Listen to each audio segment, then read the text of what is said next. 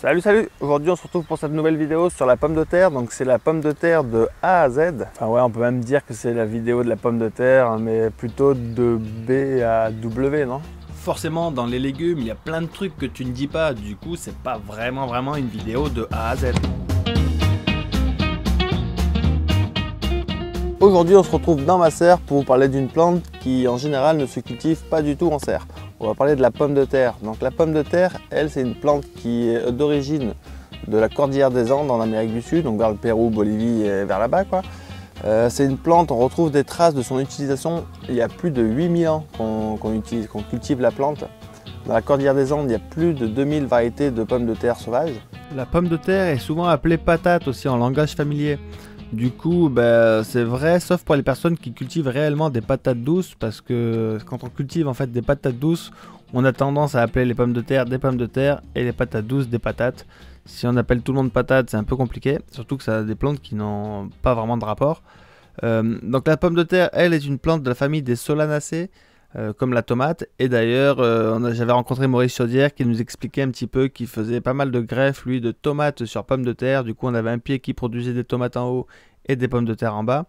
Donc voilà pour la petite histoire. Et sinon, également, Maurice Chaudière nous conseillait de cultiver les pommes de terre dans le poulailler pour tout un tas de raisons, mais j'y reviendrai plus tard. Elle a été importée en Europe depuis la découverte, depuis que les Européens en fait, ont découvert l'Amérique. C'est à partir de ce moment-là qu'elle a été importée assez rapidement. Enfin, découvert l'Amérique, c'est un bien grand mot, vu qu'il y avait déjà des hommes qui l'avaient découvert depuis bien longtemps. Et en France, la propagation, enfin l'usage récurrent, l'usage classique de la pomme de terre a été grandement aidé par le pharmacien Parmentier. Peut-être que vous connaissez d'ailleurs la légende de Parmentier. Puisque vous me la réclamez, je vais vous raconter version rapide et la légende de Parmentier. En gros, en 1780, entre 1780 et 1790, la pomme de terre, c'était vraiment quelque chose qui n'était pas consommé en France, c'était à la limite réservé aux animaux. Et du coup, Parmentier, qui en avait déduit que c'était vraiment un aliment qui pouvait être essentiel pour éviter des famines et tout ça, s'est dit qu'il allait faire la promotion de la pomme de terre. Donc pour que les gens s'intéressent un petit peu à la pomme de terre, il organisait des repas assez luxueux avec des invités de marque comme Benjamin Franklin, enfin des invités vraiment de grande classe pour inciter la population française, parisienne, à s'intéresser un petit peu à la pomme de terre. Donc ça marchait un tout petit peu, mais pas suffisamment. Du coup, il eut une autre idée, c'est que à Paris, vers Neuilly, il décida de faire des champs de pommes de terre qui seraient gardés la journée en fait par des gardes. Et en fait, le fait que ces champs de pommes de terre soient gardés par des gardes aurait pour but d'inciter les Parisiens à s'intéresser à cette culture et à la trouver intéressante. Et donc l'idée, c'était que les gardes ne gardaient pas les champs la nuit, pour que les Parisiens puissent venir voler des pommes de terre et ainsi propager cette culture de pommes de terre. Bon, cette histoire est un peu controversée, mais en gros c'est ça l'idée. Pour en savoir plus, vous n'avez qu'à faire des recherches sur Monsieur Parmentier. Avant cette histoire-là, en fait, les Français en tout cas avaient beaucoup de mal à manger la pomme de terre, parce que c'est une plante toxique et a été considérée comme telle, la pomme de terre. Toute la plante est toxique, le tubercule est toxique si on ne le fait pas cuire, s'il a pris trop de soleil il est toxique. Donc grâce à Parmentier, on s'est mis à consommer la pomme de terre. La pomme de terre, on peut la cultiver quasiment sous toutes les latitudes où l'homme vit en fait, quasiment, à part quelques exceptions près. Donc en gros, vous qui regardez ma vidéo, c'est probablement possible de cultiver la pomme de terre là où vous habitez. La pomme de terre, c'est un des aliments de base de l'humanité. Si on enlève les céréales, la pomme de terre, elle est hyper bien placée, même avec les céréales, elle est très bien placée. C'est vraiment un aliment de choix et c'est également une plante hyper intéressante quand on recherche une autonomie alimentaire. Elle est vraiment super intéressante parce qu'elle produit beaucoup. On n'est pas obligé d'avoir, contrairement aux céréales où il faut des grands champs de céréales pour produire de l'alimentation, avec la pomme de terre, à l'échelle d'une famille et d'un jardin, c'est tout à fait possible d'être autonome en pommes de terre et du coup d'avoir une grosse base pour son alimentation. Les serres comme ça en botte de paille, c'est vraiment génial, ça isole hyper bien, c'est vraiment top. Mais si parfois je regarde par là, c'est parce qu'il y a quand même pas mal de petites souris qui se sont installées là-dedans. Donc généralement la botte de paille, quand on l'isole avec de la chaux, il n'y a pas de problème de souris. Mais là comme ça, mis en vrac, c'est aussi un petit nid à souris. Voilà pour l'info sur cette serre qui n'a absolument aucun rapport avec la pomme de terre, attention. Donc pour atteindre l'autonomie, je vous disais que la pomme de terre c'est vraiment pas mal du tout. Alors je vais vous prendre des chiffres vraiment bas. Alors en gros, une pomme de terre qu'on plante peut produire 2 kg, peut produire souvent 1 kg, en gros c'est souvent une moyenne de 1 kg. Nous dans notre calcul on va partir du principe qu'on va avoir une mauvaise année et que notre pomme de terre va produire que 700 g de pommes de terre. Par mètre carré on peut planter environ 4-5 pommes de terre, ça dépend un peu du mode de culture. Nous on va partir du principe que les campagnols vont nous en manger plein et qu'on n'aura que 3 pommes de terre par mètre carré. Donc avec ce petit calcul là vu à la baisse, on a déjà 2 kg de pommes de terre par mètre carré. Donc si on veut devenir autonome, manger 1 kg de pommes de terre par jour, admettons, eh ben, il va nous falloir 200 mètres carrés de pommes de terre pour avoir 400 kg de pommes de terre. Et ça voilà, c'est un chiffre assez bas pour une mauvaise année. Disons que sur une bonne année, on va avoir 800 kg de pommes de terre. Je ne vous ai pas donné des chiffres très hauts, il ne faut pas être un expert pour atteindre ces chiffres-là. L'agriculture classique, en gros, elle peut produire 17 tonnes à l'hectare minimum jusqu'à 50 tonnes à l'hectare. Donc voilà, sur un hectare, on peut produire un paquet, vraiment énormément de monde avec un hectare de pommes de terre. Bon là, c'est pas ce que je vous conseille de faire. Je ne vous conseille pas de faire une monoculture sur un hectare de pommes de terre.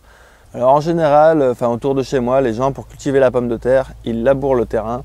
Ils font des sillons et ils plantent des pommes de terre tous les 30 cm ou 40 cm dans ces sillons. Entre chaque sillon, il y a environ 60 cm d'espace.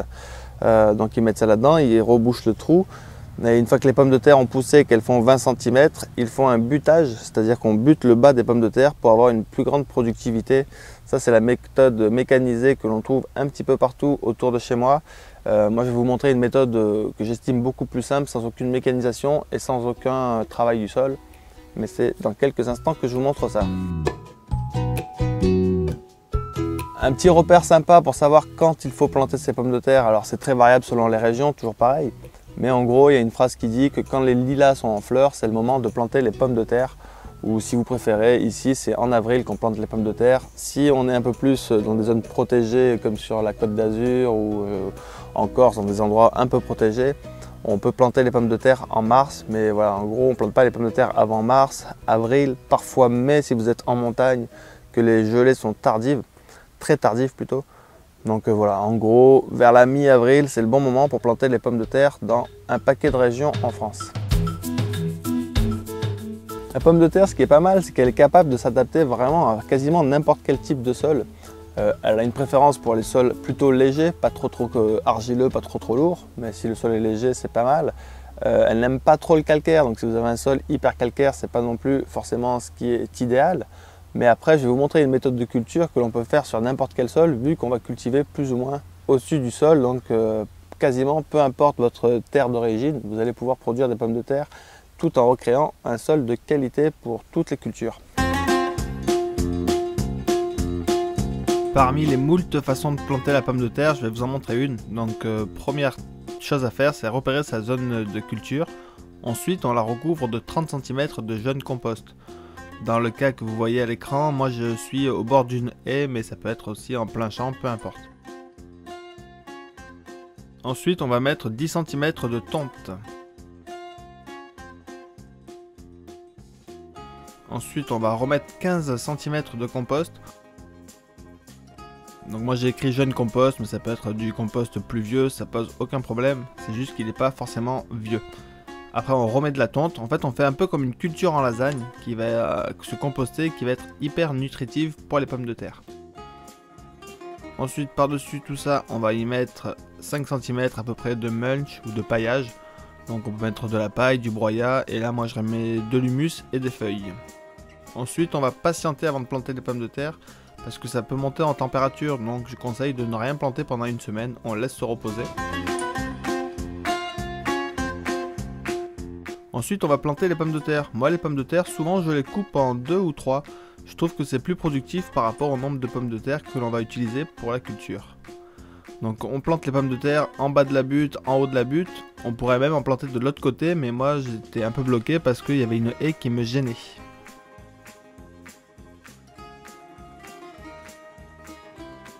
Ensuite les pommes de terre poussent, quand elles ont poussé, quand elles font à peu près 20 cm, 20-30 cm, on va les buter, on va mettre de la tonte sur 10 cm, ce qui va permettre de produire des pommes de terre, même dans la nouvelle tonte que l'on vient de mettre. Ensuite on voit que ça pousse, voilà, on voit qu'un mois après, il y a des pommes de terre ont très bien poussé. J'ai mis une petite ficelle pour pas qu'elles prennent toute la place dans l'allée. mais elles ont hyper bien poussé. Et en plus, ce que j'aime bien avec cette culture-là, c'est qu'on peut y aller quand on veut, récupérer un petit peu des pommes de terre au fur et à mesure sans tuer le plant. On a juste à se pencher, à gratter un peu, prendre des pommes de terre au pied de la pomme de terre, et la plante continuera à pousser et à produire. On ne l'aura pas abîmé. Après, on peut faire un petit peu plus simple, hein, juste dans une zone où il y a de l'herbe, où on n'a rien préparé. On pose des pommes de terre à même l'herbe. Donc on les espace environ de 40 cm chacune. Ensuite on va prendre un petit peu de compost. Là donc moi c'est un vieux tas de paille mélangé avec de la tonte mais qui a été abandonné, donc une espèce de compost. On va recouvrir nos pommes de terre avec ça. On pourrait utiliser de la tonte, on peut utiliser plein de choses. Et en recouvrant nos pommes de terre, en fait, on crée la zone, c'est-à-dire qu'on délimite l'espace de culture. Donc à la fois on cultive des pommes de terre, on crée la zone de culture et juste on va laisser pousser les pommes de terre. Et c'est tout. Une bonne partie de l'herbe qui a été enfouie par le compost va se dégrader et va nourrir le sol. Après, bien sûr, il y aura une certaine quantité d'herbe qui réussira à pousser, mais ça n'empêchera pas vos pommes de terre de produire. Donc voilà, et ça vous permettra d'avoir une zone de culture facile à nettoyer l'année suivante ou facile à recultiver en tout cas l'année suivante. C'est une des rares plantes que je ne conseille pas forcément de faire en tout mélanger avec les autres plantes en polyculture totale, parce que ça va demander un petit peu de travail pour récolter, de savoir les retrouver. Si elles sont toutes mélangées, c'est pas évident. Je dis ça, mais en même temps, moi en général dans mon jardin il y a des pommes de terre, il y en a toujours que j'oublie par-ci par-là, qui repoussent n'importe où, et donc en fait elles sont très souvent mélangées chez moi. Mais en tout cas au moment de l'installation, j'essaye de me faire une zone à pommes de terre. Bon, j'ai toujours tendance aussi dans cette zone de pommes de terre à y rajouter un petit peu des haricots et des laitues. Mais en gros, je fais une zone, je sais que c'est là qu'elles sont mes pommes de terre et je vais pouvoir récolter après des cagettes de pommes de terre dans une seule zone. Je ne vais pas devoir faire le tour de tout le jardin pour trouver les pommes de terre. Donc je vous conseille de faire une zone définie pour faire vos pommes de terre et je vous conseille également de faire une rotation sur, on va dire, sur 4 ans, c'est l'idéal. C'est-à-dire que dans une zone, vous ne remettez pas des pommes de terre volontairement avant 4 ans. Ça va éviter la propagation du doryphore ou de mildiou. Donc voilà, je vous conseille de faire une rotation. C'est comme ça qu'on fait depuis, enfin dans les Andes en tout cas, c'est comme ça qu'ils faisaient. Ils faisaient des rotations avec des plantes sauvages. Et puis voilà. Il y a également ce que l'on appelle les pommes de terre nouvelles ou les pommes de terre primeurs. Ce sont des pommes de terre que l'on récolte avant leur totale maturité. Généralement, on les récolte aux alentours de 80-90 jours après la plantation. Ça dépend des variétés, ça dépend de plein de choses. Et du coup, ce sont des pommes de terre qu'il faut consommer très rapidement. Elles ne sont pas capables de se conserver dans le temps. Par contre, elles sont super bonnes, la peau est hyper fine. Donc voilà, pommes de terre primeur. Sinon, les pommes de terre, on les plante et on attend que le plant soit complètement sec, mort, pour pouvoir après les retirer de terre et avoir des pommes de terre qui peuvent se conserver. Si on les conserve à 4-5 degrés, on peut les conserver sans problème jusqu'au printemps prochain. Après, en général, c'est pas toujours évident d'avoir une température de 4-5 degrés. Donc parfois elles n'arrivent pas à arriver jusqu'au printemps suivant. Bon, c'est vrai que c'est pas forcément évident de stocker 400 kg de pommes de terre dans un endroit à 4-5 degrés. Donc voici mes petits conseils pour réussir à les garder le plus longtemps possible. C'est un conseil qui n'est pas vraiment absolument parfait. Donc déjà le moment de la récolte est assez important, on attend le plus tard possible que le pied soit bien sec pour récolter les pommes de terre et on essaye de les récolter par un jour de beau temps en septembre, un jour où il fait très beau. On récolte nos pommes de terre, ce qu'il faut faire c'est que dès qu'on les a sorties de terre, on les entrepose au soleil, donc dans l'allée, peu importe, on les laisse sur place, on les laisse sécher une journée de soleil. Ça va les sécher un petit peu et du coup il y aura un peu moins d'eau, elles ont tendance à un petit peu moins moisir. Une fois qu'on a fait sécher nos pommes de terre pendant une journée sur le bord de la parcelle, on va, avant de les entreposer dans des cagettes par exemple, des cagettes remplies de paille, c'est très bien, on va les regarder une par une quand on les met et on va enlever toutes celles qui sont abîmées, soit qui ont pris un coup de bêche, de fourche ou qui ont été rongées par des campagnols ou que sais-je, toutes celles qui sont un tout petit peu abîmées, on va les mettre à part, on va les consommer rapidement. Donc on ne met que les pommes de terre qui sont belles et qui ont passé une petite journée au soleil. Donc l'idéal c'est vraiment de les entreposer en dessous 8-10 degrés, ce serait vraiment l'idéal. Donc une cave c'est vraiment pas trop mal. Et puis voilà, donc dans l'obscurité, parce que la lumière ça va activer un petit peu aussi le fait qu'elles vont vouloir germer. Et contrôler régulièrement, c'est-à-dire regarder régulièrement le stock, enlever les pommes de terre qui ont tendance à moisir, à s'abîmer, parce qu'elles vont contaminer les autres en fait. Donc voilà, on met les pommes de terre au soleil, on ne garde que les plus belles pommes de terre. Ensuite, on les stocke dans des cagettes avec de la paille par-dessus, dans un endroit en dessous de 8-10 degrés. Et on regarde régulièrement le stock pour enlever les pommes de terre abîmées. Et on peut aussi, si on voit des petits germes qui démarrent, enlever avec l'ongle les petits germes. Ça va permettre de conserver cette pomme de terre un petit peu plus longtemps. Voilà pour les petits conseils. Et sinon, moi en général, quand je récolte mes pommes de terre, j'en oublie toujours plein, forcément. Et ça repousse. En fait, un bon moyen de les conserver, c'est de les laisser dans le sol. En fait, la pomme de terre, c'est une plante perpétuelle qui est capable de durer des années sur un lieu, pourvu qu'on la laisse un petit peu en terre. Parmi les maladies les plus courantes chez la pomme de terre, on va retrouver le mildiou, c'est hyper classique. Pour éviter d'attraper le mildiou trop fréquemment, ça vaut le coup, je pense, de cultiver déjà des variétés qui sont relativement résistantes au mildiou, comme la variété Hérésie, Apollo, Blanche, Désirée, Galante, Juliette, Jeannette, Mona Lisa, Samba. Ça va déjà éviter un petit peu la propagation de cette maladie. Ce qu'il faut éviter de faire également, c'est d'arroser par aspersion où on va mouiller le feuillage. Donc déjà, il faut limiter un maximum les arrosages des pommes de terre. Dans plein de régions, c'est pas la peine de les arroser. Éviter de mouiller le feuillage et puis éviter de cultiver les pommes de terre toujours au même endroit.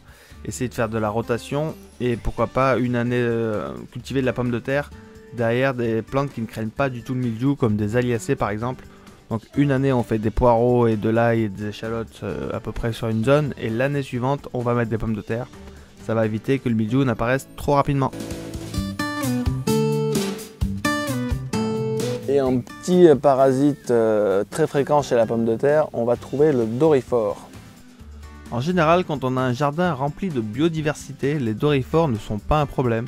Quand on fait de la polyculture, quand on a énormément de plantes sauvages, quand on favorise tous les insectes et toute la vie dans un jardin, généralement les doryphores n'arrivent pas à devenir une espèce, on va dire, nuisible, parce que tout un tas d'autres bestioles les mangent.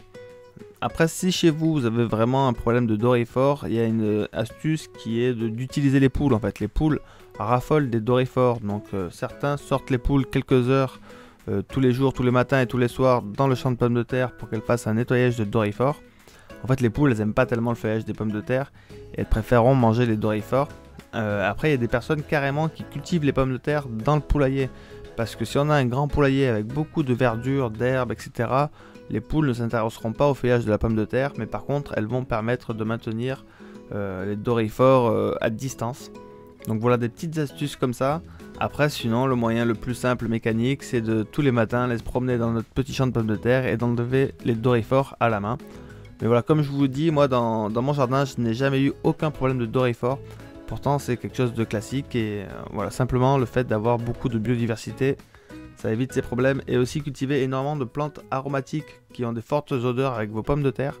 Parce qu'en fait, l'odorat va être complètement perturbé grâce à ces plantes aromatiques et les doryphores auront plus de mal à trouver votre petit champ de pommes de terre.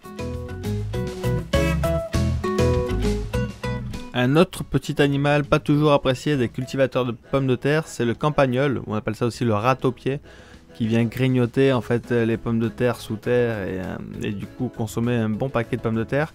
Une des solutions, c'est de cultiver avec des pommes de terre du ricin, ça a tendance à les éloigner un petit peu.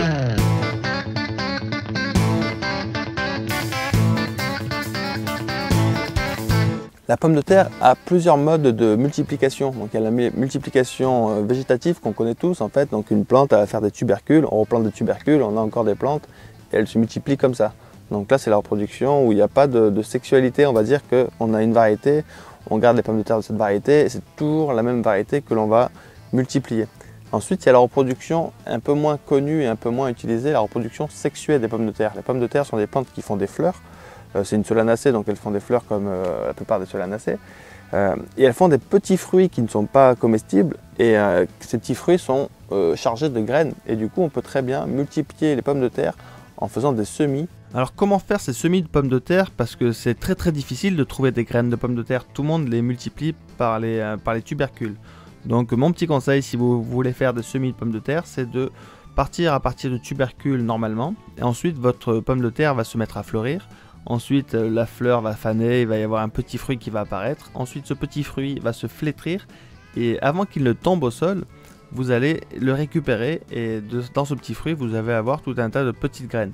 Ces petites graines, vous les stockez à l'abri de l'humidité et à l'abri de la lumière dans un petit bocal hermétique, admettons. Ensuite, au mois de mars, vous allez récupérer ces graines et les cultiver un petit peu comme des semis de tomates. C'est-à-dire que vous allez les mettre une par une dans des petits godets avec du terreau par exemple, les maintenir à bonne température et ils vont pousser assez rapidement.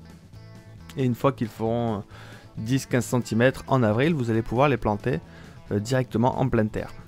Et là, ce qui peut être intéressant en faisant cette méthode-là, c'est qu'on va avoir une nouvelle variété de pommes de terre, une variété, on va dire, unique ou un cultivar unique que vous serez le seul à avoir. Et là, vous pouvez créer des variétés. C'est comme ça que les variétés ont été créées, c'est par la multiplication sexuée.